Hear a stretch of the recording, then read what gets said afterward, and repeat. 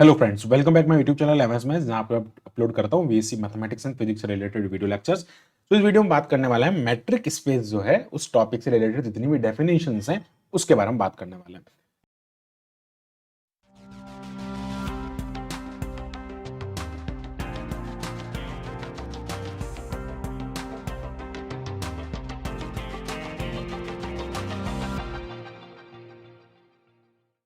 यहाँ पे हम मैट्रिक स्पेस और सीक्वेंस जो होता है, सीक्वेंस इन मैट्रिक स्पेस जो टॉपिक है उसके रिलेटेड जितनी भी डेफिनेशंस है उन सारी डेफिनेशंस को इस वीडियो में डिस्कस करने वाला है। तो वीडियो को पूरा लास्ट तक देखिए और इसका पीडीएफ जो है आपको लिंक डिस्क्रिप्शन बॉक्स में मिल जाएगा, वहां से आप इसको डाउनलोड कर सकते हैं। बात करते हैं सबसे पहले यहाँ पे all definitions of metric space के बारे में। सबसे पहला हम देखते हैं भैया मैट्रिक स्पेस होता क्या। मैट्रिक स्पेस खुद जब हम बात करते हैं तो मैट्रिक स्पेस का क्या मतलब होता है। देखो, मैट्रिक जो होता है जनरली डिस्टेंस से रिलेटेड है। मैं आपको कहूं ये कि पॉइंट है एक्स और एक पॉइंट है वाई, तो ये इसके बीच की डिस्टेंस है ना, इसको हम यहाँ पे डी एक्स वाई से डिनोट करते हैं। तो दिस इज मैट्रिक स्पेस। अब देखो, ये इसका सेट जो होता है मैट्रिक स्पेस होता है, बट ये चार कंडीशन को फॉलो करना चाहिए। तो X be a non empty set and mapping X cross X to R is said to be metric. ये मैट्रिक होगा if it satisfies the following property. अगर इसकी डिस्टेंस, देखो ये डिस्टेंस है, डिस्टेंस जो है वो या तो जीरो हो या पॉजिटिव हो। तो डिस्टेंस ऑलवेज पॉजिटिव होती है, जब हमको पता है, और जो ये जीरो से बड़ी होती है, ठीक है, तो पॉजिटिव होती है, और एक जीरो से बड़ी, जीरो की इक्वल हो गई तो वो एक पॉइंट हो जाएगा, ठीक है। एक्स और वाई जो है दोनों एक ही जगह पर आ जाएंगे। अब बात आती है कि जब डिस्टेंस जीरो है, इसका मतलब एक्स और वाई एक ही जगह पर आ जाएंगे, ये इस कंडीशन को भी फॉलो करना चाहिए। तीसरी बात यह है कि मैं डिस्टेंस को या तो एक्स से वाई तक मेजर करूं या वाई से एक्स तक मेजर करूं, डिस्टेंस तो वही रहेगी, कोई चेंज नहीं होगा। तो डी एक्स वाई जो होता है वो डी वाई एक्स भी हो सकता है। और तीसरी कंडीशन ये है कि अगर मैं इनके बीच में कोई एक पॉइंट जेड ले लेता हूं, तो यहां से डी एक्स वाई तक की जो डिस्टेंस है वो डिस्टेंस जो होगी या इक्वल होगी D x Z and D Z Y के बीच में, या तो ये इससे इक्वल होगी। बट अगर मैं कहूं ये ट्राइंगल का फॉर्मेशन कर रही है, ये पॉइंट थोड़ा ऊपर चला जाए, मान लो यहां चला जाए, तो ये डिस्टेंस ऐसे होगी। तो ये जो एक्स वाई की डिस्टेंस होगी ना, ये इससे छोटी भी हो सकती है। तो इसको हम कहते हैं ट्रायंगुलर इनइक्वलिटी। ये होता है सिमेट्री, ये होता है ट्रायंगुलर इनइक्वलिटी। तो ये ट्रायंगुलर इनइक्वलिटी को फॉलो करता है। अगर ये चार प्रॉपर्टी कोई सेट फॉलो कर लेता है, मैपिंग, इस टाइप की मैपिंग जो होती है वो फॉलो करता है, उसको हम कहते हैं मैट्रिक। और इस मैट्रिक का जो सेट होता है, the set of X with the metric, X का जो सेट होता है ना वो विद द मैट्रिक, उसको हम कहते हैं मैट्रिक स्पेस, और इसको हम ऐसे डिनोट करते हैं। जनरल जो मैट्रिक स्पेस होता है उसको हम यहाँ पे कहते हैं यूजुअल मैट्रिक, ठीक है। जो यूजुअल मैट्रिक होता है उसको हम यहाँ पे X minus Y, mod X minus Y से डिनोट करता है, बिकॉज डिस्टेंस कभी भी नेगेटिव नहीं होती। तो ये कंडीशन जो है, ये वाली जो कंडीशन है ना, ये सब भी फॉलो करता है। ये पॉजिटिव भी है, ये जीरो भी हो जाएगा जब एक्स और वाई बराबर होगा। तो डिस्टेंस में चाहे आप देखो, इसका ना ये ध्यान नहीं रखना, मॉड एक्स वाई जो होता है ना, मॉड वाई माइनस एक्स के बराबर भी होता है। तो ये थर्ड वाली प्रॉपर्टी को भी सेटिस्फाई कर जाएगा। अगर फोर्थ प्रॉपर्टी भी आप इसमें रखेंगे तो भी ये इसको सेटिस्फाई कर जाएगा। ओके, आगे बात करते हैं डिस्क्रीट। ये भी एक टाइप है मैट्रिक्स का। डिस्क्रीट कह दो या ट्रिवियल मैट्रिक कह दो। ट्रिवियल मैट्रिक या डिस्क्रीट मैट्रिक का मतलब क्या होता है, जो कि इस कंडीशन को फॉलो करता है। इस टाइप की जो मैट्रिक होती है, यानी कि जब एक्स और वाई बराबर जीरो हो जाए, सॉरी एक्स और वाई बराबर होंगे तब तो ये जीरो हो जाएगा, और एक्स और वाई बराबर नहीं होंगे तब इसका वैल्यू 1 होगा। ये जो ऐसा सेट होता है एक्स डी का, उस एक्स डी के सेट को हम क्या कहते हैं, डिस्क्रीट मैट्रिक कहते हैं। ओके, आगे बढ़ते हैं, बात करते हैं सेमी मैट्रिक के बारे में। अब देखो, सेमी मैट्रिक में सारी प्रॉपर्टी सेम है, बट ये एक प्रॉपर्टी में थोड़ा डिफरेंस है। अब देखो, मैं आपको बताना चाहता हूं, यहां पर क्या हो रहा है कि डिस्टेंस जीरो है, तो क्या इंप्लाइज करता है, if and only if X and Y zero, X and Y बराबर होगा। अब यहां पे ये क्या कहता है कि एक्स एंड वाई बराबर होगा ना, that implies that D x Y जो है वो जीरो होगा। इसको हम कहते हैं सेमी मैट्रिक या स्यूडो मैट्रिक्स कहते हैं, ठीक है। सेमी मैट्रिक्स या स्यूडो, जिसको हिंदी में छदम मैट्रिक कहा जाता है, ठीक है। आगे बढ़ते हैं, फिर बात करते हैं हाउसडॉर्फ स्पेस। ये भी एक अच्छी डेफिनेशन है, इंपोर्टेंट डेफिनेशन है, कई बार आ रखी है। सो अ मैट्रिक, अब एक्चुअली इसमें थोड़ा जो होता है नेबरहुड का कॉन्सेप्ट आता है, नेबरहुड की डेफिनेशन आगे हम पढ़ेंगे। तो a metric space x D is said of Hausdorff space. ये हाउसडॉर्फ स्पेस कहलाता है if each pair of distance, ये ना जो पेयर ऑफ डिस्टेंस कह दो, d x y, d x z, है ना, डी जेड वाई, ये जो पेयर है डिस्टेंस के, ये पेयर और distance, there exist a neighbourhood. यहाँ पे एन एक्स और एन वाई दो नेबरहुड है ऑफ एक्स एंड वाई। कोई दो एक्स एंड वाई मैट्रिक है, उनके नेबरहुड है एक्स, एन एक्स और एन वाई। वो उनका अगर उनका इंटरसेक्शन कर दूं, यानी कि एन एक्स और एन वाई का इंटरसेक्शन करता तो मुझे 5 मिलता, मतलब एम्प्टी सेट मिलता है, उसको हम कहते हैं हाउसडॉर्फ स्पेस कहते हैं। ठीक है, ये इसकी डेफिनेशन है, कई बार पूछी जाती है। आगे बात करता है ओपन स्फीयर के बारे में। अब देखो जनरली हम बात करते हैं स्फीयर, मान लो ये एक स्फीयर है, अब एक स्फीयर का ये सेंटर है जिसको हमने एक्स नॉट का, ये इसकी रेडियस है आर। ठीक है, तो ये हम लिख रहे हैं let X D be a metric space X not belongs to X, ये पूरा मेट्रिक स्पेस है। इस एक्स नॉट जो इसके अंदर आ रहा है, आर जो है वो 0 से बड़ा है, मतलब आर यहाँ पे कोई ना कोई डिस्टेंस है, और एस आर एक्स नॉट जो होता है ये जो ना ओपन सेट, ऐसा ओपन लगाना। ठीक है, इसके अंदर, और क्लोज में देखो ये क्लोज आएगा, यहाँ पे आगे बात करेंगे उसके बारे में। तो ये ओपन होगा। ठीक है, ओपन सेट मतलब एक्स एक्स से बिलोंग कर रहा है, और डी एक्स नॉट जो है वो जी आर से छोटा है। डी एक्स नॉट आर से छोटा होने का मतलब है भैया सीधा सा इतना होता है कि यहां से ये जो डिस्टेंस होगी ये इसके अंदर रहेगी, यानी कि अगर मैं कोई पॉइंट एक्स लूंगा ना इसके ऊपर, वो एक्स जो है वो सर्कमफ्रेंस पर ना होकर के कहां रहेगा, इसके अंदर रहेगा, उसके स्फीयर की सरफेस पे न रह करके उसके अंदर रहेगा। ठीक है, तो उसको हम क्या कहते हैं, कोई आर छोटा है ना, बराबर तो नहीं है, छोटा है, इसलिए वो हमेशा उसके अंदर रहेगा, इसको हम कहते हैं ओपन स्फीयर।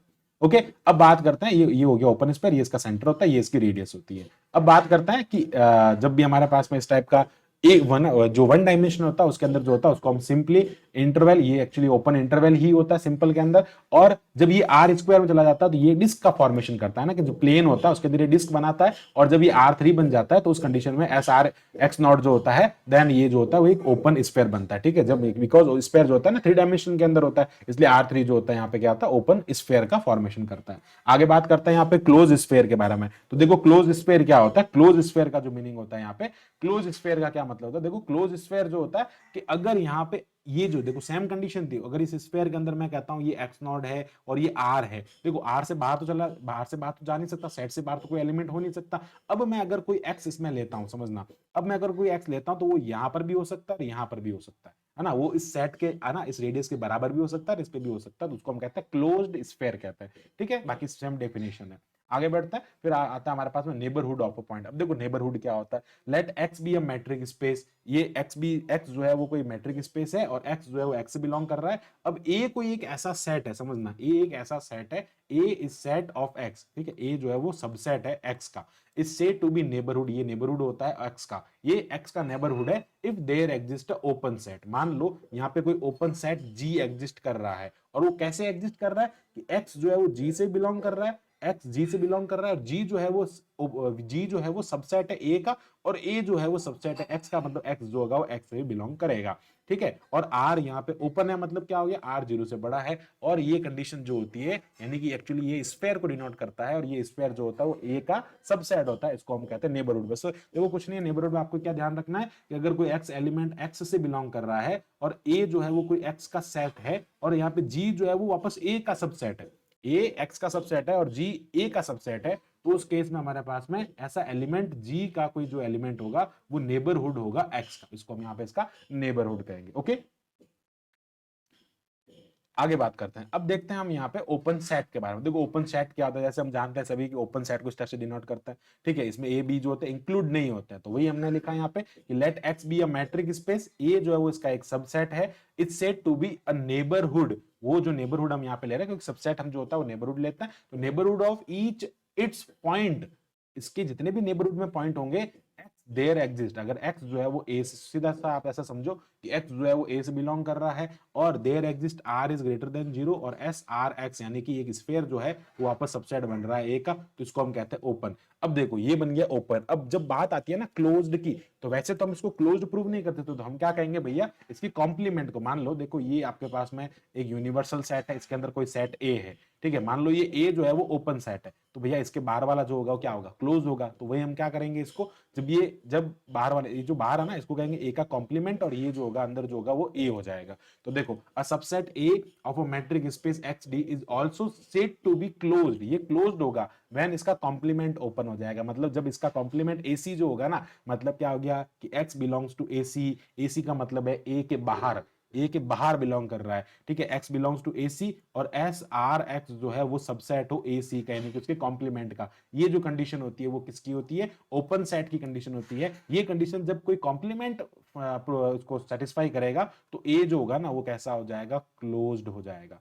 ठीक है, तो ये ओपन सेट और क्लोज सेट की डेफिनेशन होती है। आगे बढ़ते हैं, फिर बात करते हैं लिमिट पॉइंट और डिराइव्ड सेट। देखो लिमिट पॉइंट का मतलब क्या होता है, ऐसा पॉइंट जो इनफाइनाइटली टाइम रिपीट होता है, ये रियल एनालिसिस में इसकी डेफिनेशन होती है। अब यहाँ पर अगर मैं इसकी बात करता हूँ तो यहाँ पर जो डेफिनेशन होती है इसको लिमिट पॉइंट कहते हैं, और सेट ऑफ लिमिट पॉइंट जो होता है उसको हम डिराइव्ड सेट कहते हैं। So let a be a subset, a कोई सबसेट है मैट्रिक स्पेस एक्स डी का, एक्स डी का कोई सबसेट जो है वो ए है, या पॉइंट एक्स, एक्स जो है वो एक्स से बिलोंग कर रहा है, वो लिमिट पॉइंट होगा किसका, ए का, वो is called a limit point of a, इस ए सेट का लिमिट पॉइंट होगा if each open sphere centred at x, सारे ओपन स्फीयर, ओपन स्फीयर का मतलब क्या होता है भैया, एस आर एच, उसमें क्या होना चाहिए, डी एक्स, एक्स नॉट जो है ना वो आर से लेस देन होना चाहिए, ये ओपन स्फीयर होता है। तो इस ओपन स्फीयर में क्या होता है कि एटलीस्ट एक ना एक ऐसा एक ऐसा सेंटर होना चाहिए, सॉरी एक ऐसा ओपन स्फीयर होना चाहिए जो कि एक्स पर सेंटर्ड है, ठीक है, and contain at least one point of a, एक पॉइंट जो है वो ए का यहाँ पे कंटेन करना चाहिए और साथ में इस कंडीशन को फॉलो करना चाहिए। ओके, बात करते हैं हम यहाँ पे इंटीरियर पॉइंट के बारे में। देखो इंटीरियर पॉइंट का मतलब क्या होता है, जो अंदर की तरफ होता है, यानी कि आपके पास में कोई एक्स डी कोई एक मैट्रिक स्पेस है, ए जो है वो एक्स का सबसेट है, and a point X belongs to A called interior point if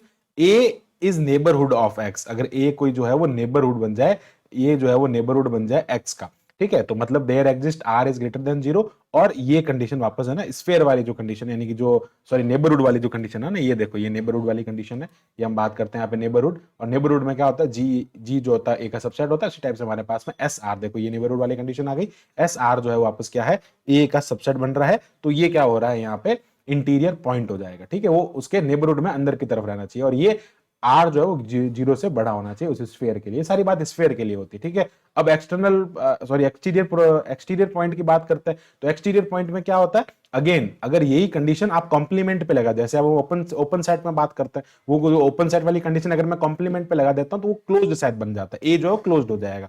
अब उसी टाइप से हम क्या करते हैं, इसको भी हम इसके कॉम्प्लीमेंट ए सी पे लगा देते हैं, तो इस कॉल्ड एक्सटीरियर पॉइंट, अगर ये एक्सटीरियर पॉइंट होगा, अगर ए का इंटीरियर पॉइंट, अगर ए का इंटीरियर पॉइंट, अगर sorry a is an interior point of a c, यानी कि सॉरी ए नहीं होगा यहाँ पे एक्स होगा, अगर ये एक्स जो है वो ए सी का इंटीरियर पॉइंट बन जाए, एक्स जो है वो ए सी का इंटीरियर पॉइंट बन जाए, इसका मतलब कॉम्प्लीमेंट का इंटीरियर पॉइंट बनेगा, तो वो उसके अंदर, यानी कि कॉम्प्लीमेंट का जो अपोजिट होता है वो सेट ए होगा, तो वो उसका एक्सटीरियर बन जाएगा। देखो ये सेट है, अगर ये सेट ए है, ठीक है, अब इसका बाहर का कोई जो सेट होगा, मान लो ये इस वाले सेट का इंटीरियर है, तो ये तो है तो इससे बाहर ना, तो ये इसका एक्सटीरियर पॉइंट बन जाएगा, ठीक है। आगे बढ़ते हैं, अब बात करते हैं बाउंड्री पॉइंट के बारे में। बाउंड्री पॉइंट क्या होता है, देखो बाउंड्री पॉइंट में क्या होता है, let X D be a metric space and A X जो है वो एक्स का सेट है, सारी लैंग्वेज सेम चल रही है, ठीक है, पॉइंट एक्स जो है इससे बिलोंग कर रहा है, इज कॉल्ड अ बाउंड्री। क्या कंडीशन है, if neither interior nor exterior, ना तो यहाँ पे इंटीरियर होना चाहिए, यानी कि एस आर एक्स जो है वो वापस सबसेट ऑफ ए बनना चाहिए, और ना इसका कॉम्प्लीमेंट का होना चाहिए, दोनों ही कंडीशन यहाँ पे नहीं होनी चाहिए, तो उसको बाउंड्री पॉइंट कहते हैं, यानी कि जस्ट वो बाउंड्री के ऊपर होगा, ठीक है, ना वो बाहर होगा ना वो अंदर होगा।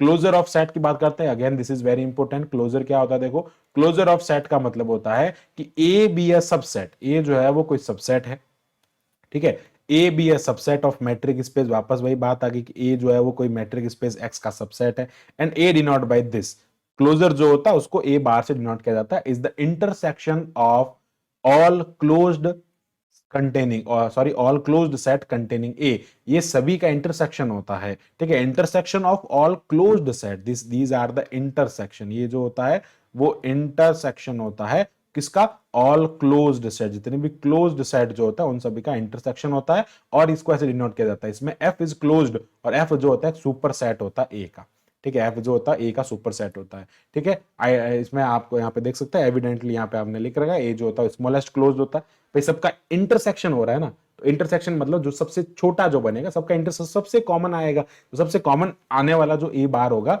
वो ए बार जो होगा सबसे छोटा क्लोज्ड सेट होगा, और ये भी एक क्लोज्ड होगा, और ये वापस ए बार जो है ना, अच्छा ए बार जो है ना, ए बार वापस ए का ही सुपर सेट होगा, ठीक है, ए बार जो होगा वो ए का सुपर सेट बनेगा, ठीक है। अब आती है सारी डेफिनेशन, ये थी मैट्रिक स्पेस से रिलेटेड, अब आती है sequence in matric space. Sequence in matric space में जो हमारे पास डेफिनेशंस होती हैं उनके बारे में बात करते हैं। तो सबसे पहली डेफिनेशन सीक्वेंस कहते हैं। सीक्वेंस क्या होता है, देखो let X D be a metric space, मान लो एक्स डी कोई एक मैट्रिक स्पेस है, अब ये मैट्रिक स्पेस की मैपिंग जो है वो नेचुरल नंबर से हो रही है, ठीक है, जैसे मैट्रिक स्पेस हो ना X X into X to R, अब ये नेचुरल नंबर में मैपिंग हो रही है, ठीक है। तो नेचुरल नंबर में जब मैपिंग होती है तो सीक्वेंस को ऐसे डिनोट किया जाता है, ये इसकी एक्स एन जो होता है ना, इसको इससे इसकी सीक्वेंस कहते हैं, और ये इसको सीक्वेंस ऐसे डिनोट करता है, और sequence is denoted by this symbol, या फिर इसको ऐसे भी डिनोट किया जाता है, कई बार इसको ऐसे भी डिनोट किया जाता है। तो ये सीक्वेंस होगी, it is defined x1 x2 xn, the image of xn of n,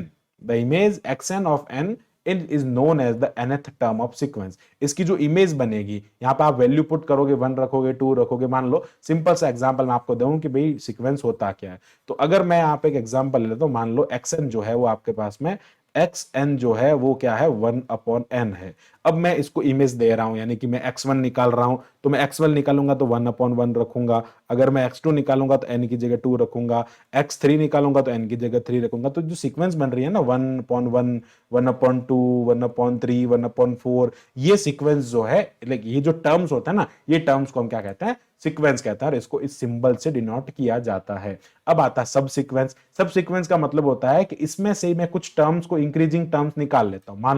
मान लो हमारे पास में एक है n एक सीक्वेंस है, सीक्वेंस को कैसे लिखेंगे, 1 2 3 4, ठीक है। अब मैंने क्या कह दिया कि n को मैंने लिख दिया 2k। 2k लिखने का मतलब क्या हो गया भाई, मैं इसमें से ऐसे 2 के मल्टीपल्स को लूंगा, और वो इंक्रीजिंग भी होना। देखो sequence XD matric space NK हमने इसमें से NK ले लिया, बी ए स्ट्रिक्टली इंक्रीजिंग। स्ट्रिक्टली इंक्रीजिंग मतलब वो डिक्रीज नहीं होनी चाहिए, उसका आगे से आगे टर्म जो हमेशा इंक्रीज करना चाहिए, known as the like NK जो होगा ना, वो उसका क्या हो जाएगा, एक सब सीक्वेंस हो जाएगा। तो अब मैंने 2 के मल्टीपल्स लिए इसके अंदर, देखो 2 4 6 8।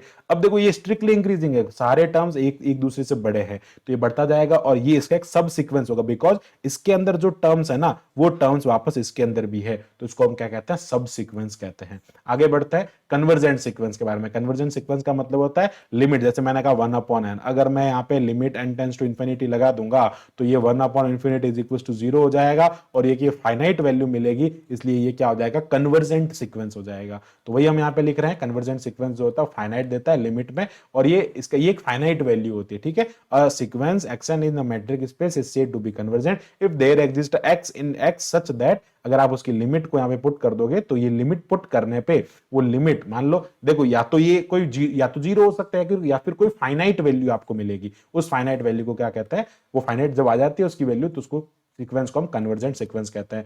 अब आता है Cauchy sequence. Cauchy sequence actually convergent sequence ही होता है, लेकिन converge need not be true, ठीक है। अब देखो a sequence xn is said to be Cauchy sequence. एक सीक्वेंस कोची सीक्वेंस होगी in a metric space XD if epsilon is greater than 0 and n naught जो है वो नेचुरल नंबर से बिलोंग कर रहा है, सच दैट, आप समझना। देखो इसमें ये जो है वो DXM xn, मतलब ये एक उसके मैट्रिक स्पेस को डिनोट कर रहा है। अब यहाँ पे एप्सिलॉन जो है वो 0 से बड़ा, देखो यहाँ तो हमने कहा एप्सिलॉन 0 से बड़ा है, एप्सिलॉन पॉजिटिव है।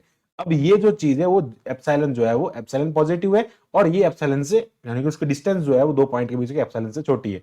m और n जो है वो नेचुरल नंबर के, यानी कि n नॉट जो कि नेचुरल नंबर से बिलोंग कर रहा है, उससे बड़े हैं या उसके बराबर है। तो ये जो डिस्टेंस होगी ना, ये 0 हो जाएगी वेन एवर आप जब n टेंस टू इंफिनिटी करोगे। तो कहने का मतलब क्या है भैया, जब आपने limit n tends to infinity लगाया ना, तो 1/n जो है ये सीक्वेंस जो है ना वो 0 की तरफ जा रही है, इसलिए कोची सीक्वेंस हो जाएगी। मतलब आपने यहाँ पे देखो एप्सिलॉन यूज किया, एप्सिलॉन जो है वो 0 से बड़ा है, डिस्टेंस आपने ले ली 2 पॉइंट के बीच की 1/1 1/2, ये डिस्टेंस आपने ली जो कि डिस्टेंस एप्सिलॉन से छोटी है, पॉजिटिव है, एप्सिलॉन से छोटी होगी, और नेचुरल नंबर से बिलोंग कर रहे हैं दोनों टर्म, 1 और 1/2, ठीक है। सॉरी 1 और ये 1 और 2 जो है नेचुरल नंबर से बिलोंग कर रहे हैं, और वो नेचुरल नंबर से बिलोंग करेगी, और जब आप उसको n टेंस टू इंफिनिटी तक ले जाओगे ना, तो वो 0 बन जाएगा। ये जो डिस्टेंस है ना वो 0 होती चली जाएगी n टेंस टू इंफिनिटी पे, इसलिए ये क्या हो जाएगा, एक कोची सीक्वेंस हो जाएगा। अब बात करते हैं यहाँ पे कंप्लीट मैट्रिक स्पेस के बारे में। कंप्लीट मैट्रिक स्पेस का मतलब क्या होता है कि जो यूजुअल मैट्रिक स्पेस होता है ना, ये यूजुअल मैट्रिक स्पेस एक कंप्लीट मैट्रिक स्पेस होता है। मतलब क्या हो गया कि a metric space XD is said to be complete metric space if each Cauchy sequence in is convergent. सारी कोची सीक्वेंस जो है वो क्या हो जाए, कन्वर्जेंट हो जाए, उसी को हम क्या कहते हैं, कंप्लीट मैट्रिक स्पेस कहते हैं, और उसका ये वाला एग्जांपल होता है, ये इस कंडीशन को फॉलो करता है। ये एग्जांपल एक्स वाई, इसको यूजुअल मैट्रिक स्पेस कहता है, और ये जो यूजुअल मैट्रिक है ये पूरे कंडीशन को सेटिस्फाई करती है। अब आता है डायमीटर। डायमीटर का मतलब होता है अगर आपने कोई दो पॉइंट ले रखे हैं A1 और A2, A1 और A2 का सुप्रीमम लेना है, यानी कि सबसे बड़ी वैल्यू उसकी लेनी है। भैया डायमीटर क्या होगा, यहां से यहां तक सर्कल का डायमीटर क्या होता है, यही होता है। तो ये जो डिस्टेंस होगी ना, वो डिस्टेंस सबसे सुप्रीमम होगी। भाई आप कोई भी अगर इसमें कोई भी कॉर्ड लेंगे तो सबसे बड़ी जो कॉर्ड होता है वो डायमीटर होता है, तो वो सुप्रीमम होगा इन सभी से। सबसे बड़ी जो कॉर्ड को क्या कहता है, डायमीटर कहता है। तो वही डिस्टेंस है, ये डिस्टेंस सुप्रीमम होनी चाहिए, सबसे बड़ी होनी चाहिए, इसलिए उसको क्या कहते हैं, डायमीटर कहता है। और दो सेट के ऐसे पॉइंट लिए हैं, उसके बीच की डिस्टेंस जो सबसे ज्यादा है उसको हम यहाँ पे डायमीटर कहेंगे। आगे बढ़ते हैं बाउंडेड मैट्रिक के बारे में। बाउंडेड मैट्रिक स्पेस क्या होता है, बाउंडेड का मतलब सीधा से इतना होता है कि metric space actually is said to be bounded metric space if there exist positive m, यानी कि m एक ऐसा पॉजिटिव m एग्जिस्ट करना चाहिए कि उसकी डिस्टेंस या तो उस पॉजिटिव m के बराबर हो या उससे छोटी, कभी भी उससे बड़ी नहीं। यानी कि बाउंड कर रहा है ना यार, ये एक पहरेदार है जो खड़ा है कि भाई इससे बाहर नहीं जाना, बाउंड्री बना रहा है। बस ये पॉजिटिव इंटीजर है तो नेगेटिव तो हो नहीं सकता, कभी पॉजिटिव है तो पॉजिटिव इंटीजर जो कि डिस्टेंस हमेशा इससे छोटी उसको बाउंडेड करेंगे। और इसके अलावा मान लो अगर ये कंडीशन हो गई, ये कंडीशन मान लो ये ग्रेटर देन हो गया, बराबर नहीं ग्रेटर देन हो गया, तो उसको हम अनबाउंडेड कह देंगे। ठीक है, अब आता है बाउंडेड सीक्वेंस। बाउंडेड सीक्वेंस का क्या मतलब होता है यार, बाउंडेड सीक्वेंस का मतलब क्या होता है कि XDB मैट्रिक स्पेस, ये जो है आपके पास में कोई मैट्रिक्स स्पेस है और XN कोई इस टाइप की सीक्वेंस है। अब ये बाउंडेड होगी अगर इसका रेंज सेट, अगर इसका रेंज जो है वो बाउंडेड है। अब एक बात यहाँ पे एक वर्ड आ गया, रेंज के बारे में बता देता हूँ क्या होता है। मान लीजिए अगर आपके पास में कोई सीक्वेंस है कि वे 1 और 0, 1 कब रखेंगे, चलो एक सिंपल सा एग्जांपल ले लेते हैं। मान लो अगर मैं कहता हूं आपके पास में एक सीक्वेंस चलो n है, ठीक है। अब इस सीक्वेंस में क्या हो रहा है, 1 2 3, ये सीक्वेंस ऐसे डिनोट करेंगे, ठीक है, 4 5 ऐसे चलता जाएगा, ठीक है, ऐसे चलता जाएगा, ये 5 6 ऐसे चलता जाएगा। इसकी रेंज क्या होगी, ये कहां से स्टार्ट हो रहा है, रेंज सेट बनेगा इसका 1 2 3 4 5, ये रेंज में चल रहा है। ये कहां से स्टार्ट हो रहा है, 1 से लेके इन्फिनिटी तक रेंज चलेगा इसका, 1 से लेके इन्फिनिटी तक का इसका रेंज चलेगा। तो ये रेंज जो है ना ये अनबाउंडेड, बिकॉज चलता ही जाएगा, कहीं रुकेगा ही नहीं, इसलिए ये अनबाउंडेड सीक्वेंस हो जाएगा। अब एक बाउंडेड सीक्वेंस का एग्जांपल है, तो चलो बाउंडेड सीक्वेंस का कैसे एग्जांपल ले सकते हैं, चलो यहाँ पे हम बात करते हैं। मान लो कि अगर मैंने एक यहाँ पे सीक्वेंस लिया है, ठीक है, एक हम यहाँ पे सीक्वेंस ले लेते हैं और वो सीक्वेंस है हमारे पास में, मान लीजिएगा ये 1/n, ठीक है। अब ये 1/n सीक्वेंस है, तो इसमें एलिमेंट्स क्या होंगे, 1/1, 1/2, 1/3 से लेके कहां तक चलेगा भैया, 1/infinity तक चलेगा। 1/infinity क्या होता है, 0 होता है। ये सीक्वेंस के टर्म्स हो जाएंगे, तो ये 1 1/2 1/3 1/4 से लेके इन 0 तक चल रहा है। मतलब एट लास्ट आपको क्या मिल रहा है, एक फाइनाइट वैल्यू मिल रही है, फाइनाइट वैल्यू जो कि 1, और अब आप इसको क्या लिख सकते हैं, 1 और 0 के बीच में ये बन रहा है। तो ये इसका जो रेंज सेट होगा ना क्लोज्ड हो रहा है, इसलिए ये सीक्वेंस जो होगी ना ये बाउंडेड सीक्वेंस होगी और ये कन्वर्जेंट सीक्वेंस होती है। Every bounded sequence is convergent sequence, ये बात आप ध्यान रखना, ये इसकी थ्योरम भी है। ठीक है, अब इस टाइप के बहुत सारे एग्जांपल्स हम यहाँ पे ले सकते हैं। तो ये था पूरा सारी डेफिनेशंस के बारे में, जिसमें हमने मैट्रिक स्पेस रिलेटेड जितनी भी डेफिनेशंस थी उन सबको यहाँ पे कवर करने की कोशिश की है। सो आई होप आपको जो पूरा टॉपिक है वो अच्छे से क्लियर हो गया होगा। So thanks for watching my video, keep watching MS maths. इसी टाइप के फॉर मोर वीडियोस के लिए हमारे चैनल को सब्सक्राइब करें। Thank you, bye bye.